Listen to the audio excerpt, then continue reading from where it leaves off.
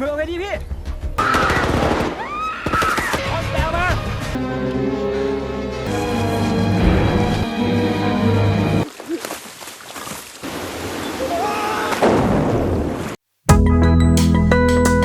Kembali lagi dengan Fasmopi tentunya. Bagaimana kabarnya? Saya ucapkan terima kasih dulu buat kalian yang sudah mendukung channel ini. Dan tentunya saya akan selalu berusaha untuk menghibur kalian lewat film kali ini, menceritakan si Mamang Leonardo yang mengunjungi pulau rahasia di Thailand. Di pulau tersebut bisa membuat orang betah menempatinya, bagaikan surga duniawi yang mereka rasakan. Akan tetapi, semua berubah ketika konflik di antara mereka yang membuat nyawa melayang dengan sangat mudah. Apakah si Leonardo bisa keluar dari pulau tersebut? Kita langsung saja ke ceritanya. Tapi sebelum itu, jangan lupa subrek dulu biar tambah seru nontonnya.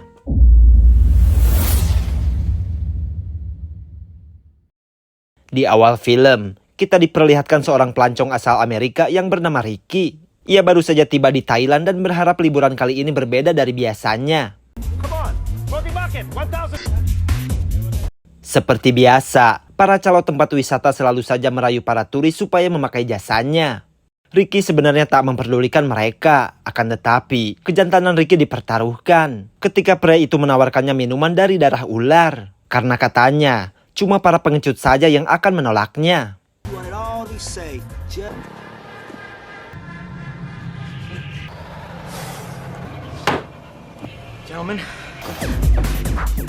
Singkat cerita, Ricky menginap di sebuah hotel yang isinya wisatawan luar negeri semua.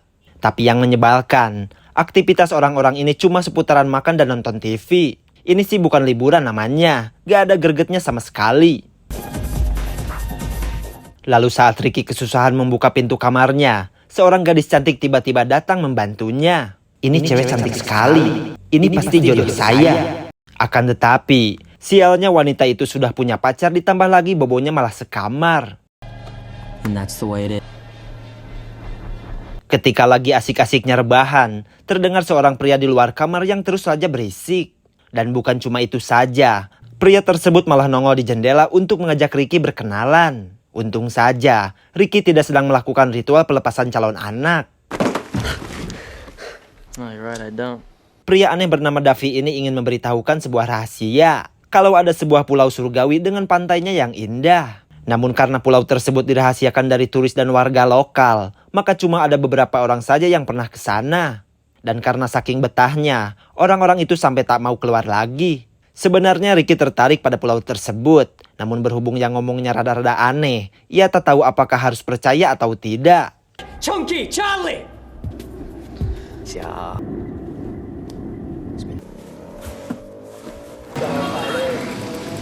Di keesokan harinya, Ricky yang baru saja pulang main malah menemukan surat aneh di pintu kamarnya. Dan ternyata, ini adalah peta yang menunjukkan lokasi pulau surgawi yang diceritakan oleh Davi. Lalu, saat Ricky ingin menemukan tetangga kamarnya itu, ia malah melihat pemandangan yang mengerikan.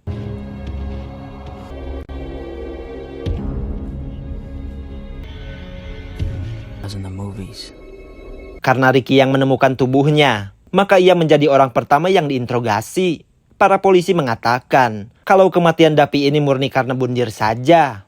Lalu saat polisi menanyakan apakah Ricky pernah berinteraksi sebelumnya, tentu saja Ricky tak mengatakan dan memilih bungkam soal peta pemberian Davi. Karena merasa liburannya kurang menantang, Ricky pun ingin pergi ke pulau yang ada di peta. Akan tetapi Ricky mustahil bisa pergi sendirian dan memutuskan mengajak pasangan yang sebelumnya ia temui. Kedua orang itu bernama Etienne dan Prancos yang berasal dari Prancis. Dan karena keduanya juga bosan dengan rutinitas ala kadarnya ini, mereka pun dengan senang hati ikut ke pulau tersebut. Sir Cha Wang. Trust me. Entah kenapa, tapi sepertinya Ricky meneruskan perasaannya saat pertama kali bertemu dengan Prancos. Namun, pikirannya yang hampir menjurus jorok itu malah dibuyarkan oleh kedatangan Etienne. Lalu Etienne pun mengatakan, ia sudah mendapatkan transportasi terakhir menuju pulau tersebut. Namun karena di sana adalah taman nasional yang tak boleh dimasuki, maka pemilik perahu hanya bisa mengantar mereka ke pulau yang tak jauh dari sana. Tapi ya sudahlah, daripada enggak sama sekali.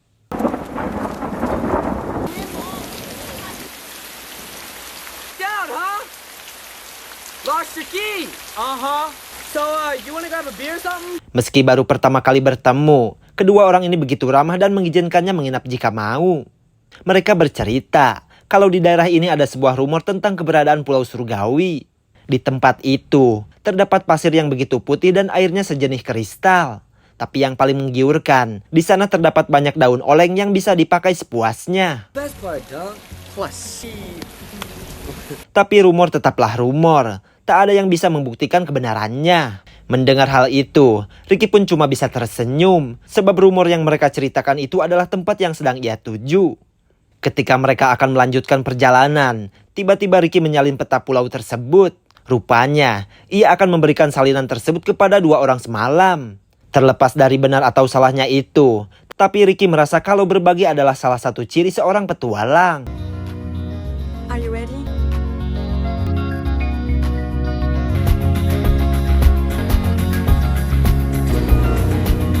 Akhirnya mereka pun tiba di pulau terdekat dari tujuan. Rencananya, mereka akan tidur di sini sebelum melanjutkan perjalanan esok hari. Tak ada hal yang aneh terjadi di tempat ini. Namun karena Ricky ngobrol dengan pelancong di saat Ethan tertidur, ini menjadi awal mula terjadinya cinta segitiga. There's probably a planet out there, right? I mean, essentially you are thought I was doing pretty good. Taking photographs of the night. Di keesokan harinya, mereka bersiap untuk berenang ke pulau itu. Awalnya, mereka ragu karena jaraknya mungkin saja jauh.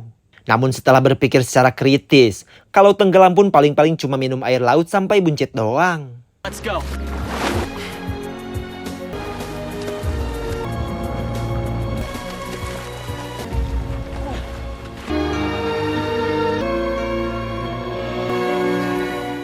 Akhirnya mereka sampai juga, dan ternyata benar. Di sini banyak sekali tanaman harum seperti yang diceritakan dua orang random kemarin. Tentu saja kebahagiaan mereka tak bisa diungkapkan dengan kata-kata. Akan tetapi, kesenangan itu berubah menjadi mencekam. Saat Ricky melihat seorang pria bersenjata, kemungkinan ia adalah seorang penjaga tanaman tersebut.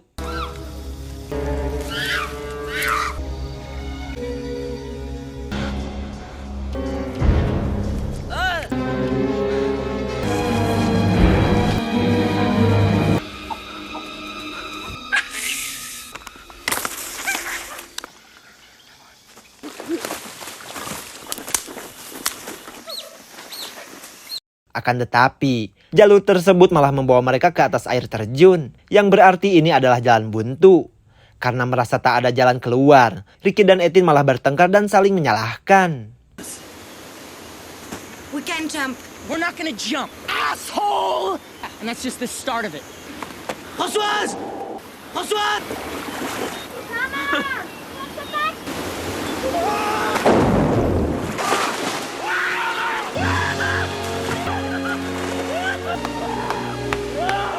Pria berkulit hitam ini memuji keberanian mereka karena sudah melompat.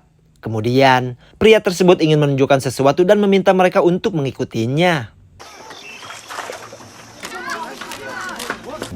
People living in a cave. Melihat orang-orang ini, sudah pasti kalau mereka adalah para turis yang tak mau pulang seperti yang sudah diceritakan.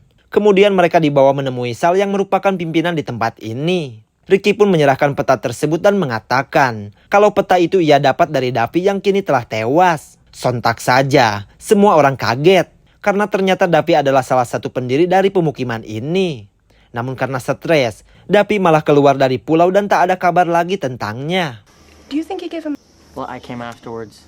Sal ingin tahu apakah ada orang lain lagi yang tahu tentang peta ini. Lalu mereka bertiga kompak menjawab tidak. Dan tentu saja, kita tahu kalau Ricky berbohong. Ya mau gimana lagi, ia takut akan celaka kalau berkata jujur. Karena percaya dengan omongan mereka, Sal pun membakar petanya supaya tempat ini tetap menjadi rahasia. Selain itu, semua orang keluar untuk menikmati pemandangan. Dan untuk para penghuni baru, inilah tempat yang disebut sebagai Pulau Surgawi.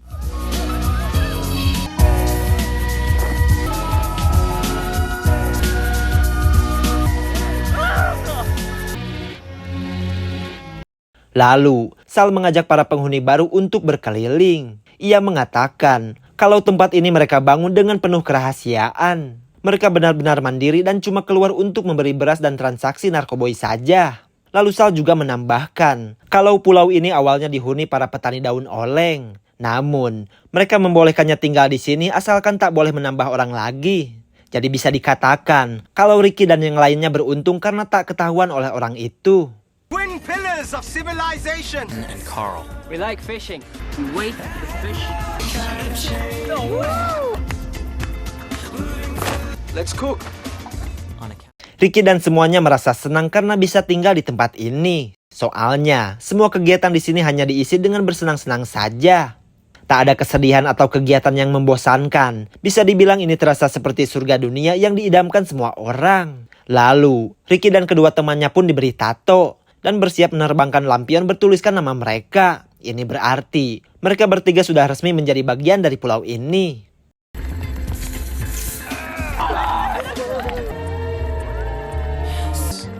Except for one thing. Meski banyak gadis di pulau ini, tapi rasa cintanya tetap saja kepada Prancos. Lalu, Kitty menghampirinya karena tahu kalau kawan barunya ini sedang jatuh cinta. Ia pun menasehati Ricky agar melupakan Prancos. Soalnya, Etin adalah pria sempurna yang jago dalam segala hal. Dan jika mereka berdua dibandingkan, Ricky cuma mas-mas biasa yang cuma modal ganteng doang. It's my pleasure.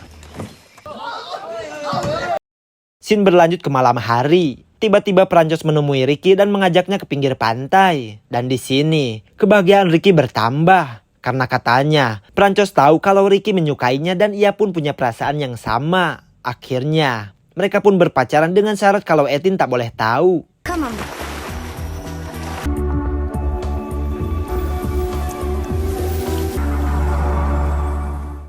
Di keesokan harinya, ketika melakukan pekerjaan bersama, ternyata Etin mengetahui hubungan rahasia Ricky dan pacarnya. Akan tetapi, Etin tak bisa berbuat apa-apa. Soalnya, ia memang merasa tak bisa membahagiakan Prancos. Karena itu, Etin ikhlas melepaskan pacarnya jika memang ia lebih bahagia bersama Ricky.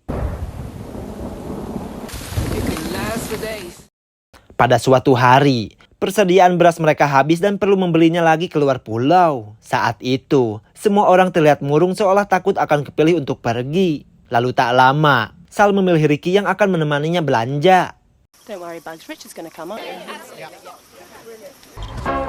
So, Richard, new pair of swim trunks and a new hat. Lay batteries and 20. Ternyata, orang-orang terlihat murung bukan karena takut kepilih atau harus pergi keluar pulau. Akan tetapi, mereka cuma takut ketitipan belanjaan. Dan memang benar, hampir semua orang ingin nitip sesuatu kepada Ricky.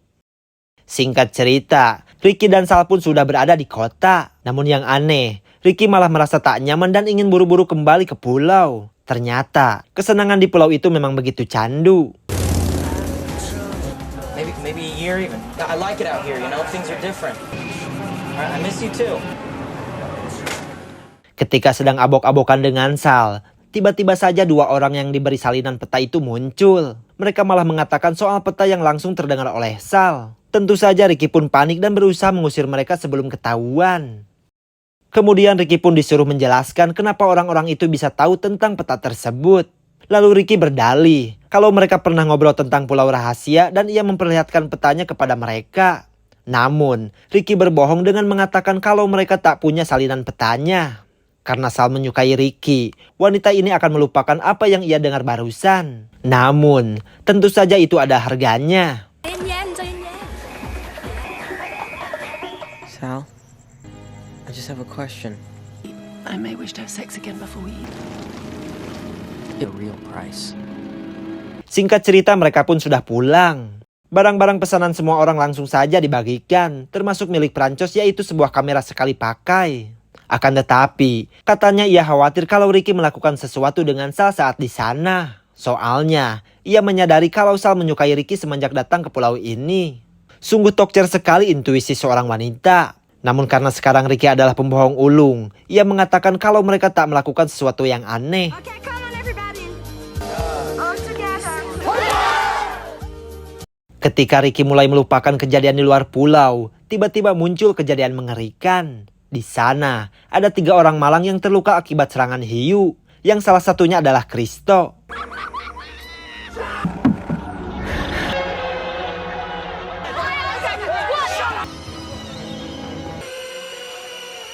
Ini adalah sebuah bencana, soalnya tak ada yang bisa mengobati mereka karena lukanya terlalu parah. Lalu Kristo membujuk Sal untuk memanggilkan dokter. Namun Sal tentu menolak. Soalnya aturannya sudah jelas kalau mereka tak boleh membawa orang luar kemari. Satu-satunya cara adalah membawa Kristo keluar pulau untuk diobati. Namun dengan kondisinya yang sekarang, bisa-bisa ia mati di jalan. Karena kejadian tersebut, 2 orang di antaranya pun tewas. Setelah melalui situasi seperti ini, tentu saja kesenangan semua orang takkan sama seperti dulu lagi. So light to the merch, we forward, won't you help? Kini yang tersisa tinggal Kristo yang dirawat oleh Etin. Namun karena ia hanya akan menjadi beban bagi orang lain, maka mereka pun terpaksa mengasingkannya ke dalam hutan. Dengan harapan, ia bisa sembuh sendiri atau mati saja sekalian. Karena jika tidak begitu, pulau ini takkan bisa lagi disebut surga dunia. Bastards! If it hadn't been so effective.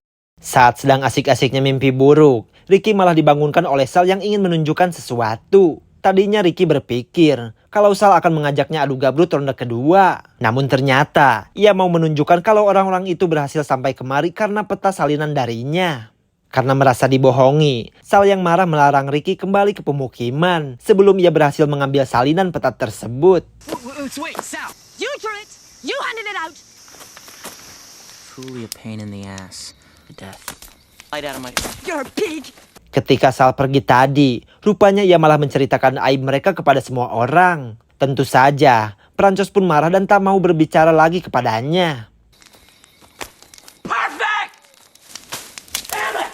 Jika sudah begini, Ricky tak bisa tinggal diam dan akan melakukan cara yang nekat. Lalu Ricky menyelinap ke markas mereka dan entah apa yang mau ia lakukan. In fact, up here I could do whatever I want.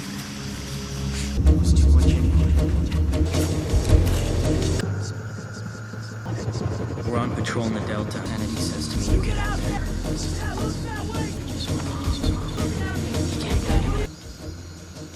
Sungguh edan sekali. Ia mengambil resiko hanya demi terlihat kayak Rambo. Dan karena orang-orang itu berhasil sampai ke pulau, Ricky pun langsung berlari ke ladang karena mereka pasti akan lewat jalur situ.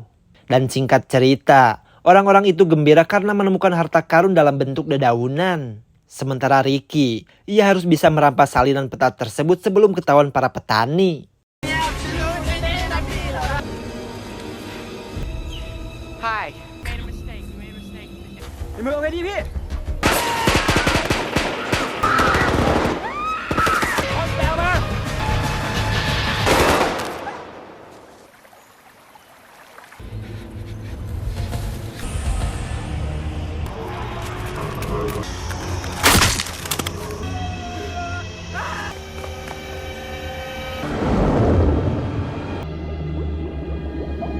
Lalu Ricky kembali ke pemukiman. Ia melihat orang-orang sangat bahagia karena menyambut ulang tahun tempat ini. Akan tetapi Ricky sadar kalau kesenangan ini membuatnya lupa akan jati diri. Bahkan untuk mengingat dirinya sendiri di masa lalu pun terasa sulit. Karena kesenangan yang semu tersebut, Perancos hampir saja tak ingat kepadanya. Damn it! Stop! It's just me. Guy who can't play soccer. Lalu mereka berdua menghampiri Etin yang tetap setia merawat Kristo. Ricky pun mengajak mereka berdua untuk kabur. Soalnya, situasi saat ini sedang kacau-kacaunya. Dan untuk Kristo, ia tak mungkin bisa dibawa karena keadaannya sudah mencapai batasnya. Karena itu, Ricky menyuruh mereka pergi duluan sementara ia akan mengurus sisanya.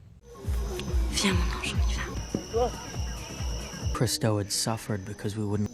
And the perfect Beatrice...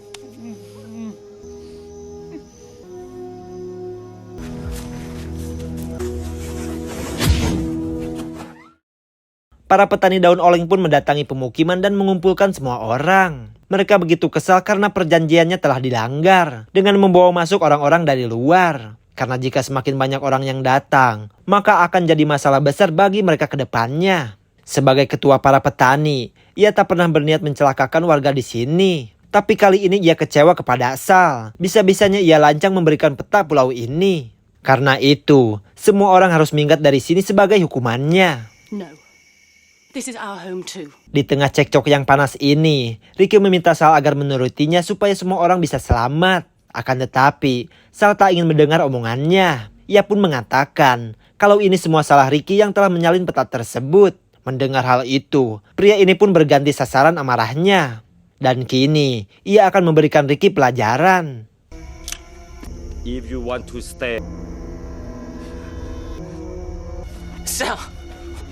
Sungguh penawaran yang bijaksana sekali. Cuma dengan membunuh Ricky maka semuanya bisa dimaafkan. Akan tetapi Ricky mengatakan, jika Sal membunuhnya saat ini di depan semua orang, maka kehidupan mereka takkan seperti semula lagi. Soalnya, untuk apa tinggal di tempat yang serasa surga jika untuk mendapatkannya harus membunuh orang dulu? Namun, sepertinya Sal tak mempercayainya.